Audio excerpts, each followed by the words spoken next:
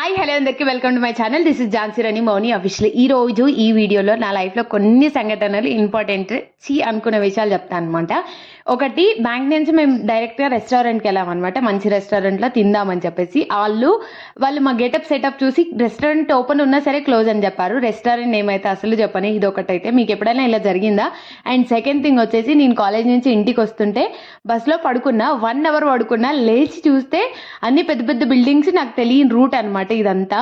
So అప్పుడు నేను వాళ్ళ దగ్గరికి వెళ్ళి బస్ డ్రైవర్ని పాప అని చెప్పేసి రోడ్డు మీదనే దిగాను అనమాట. ఇమ్మీడియట్గా జీపీఎస్ చూసుకుంటే గచ్చిబౌలిలో ఉన్నాను చూసింది. గచ్చిబౌలి నుంచి ర్యాపిడో బుక్ చేసుకుంటే 300 అయింది ఫిలిం నగర్ వరకు. సో అయినా పర్లేదని ఎలాగో అలాగో ఇంటికి వస్తే మా అమ్మమ్మ కాల్ చేసింది, పాపకు మోషన్స్ 20 టైమ్స్ అయిందని చెప్పేసి.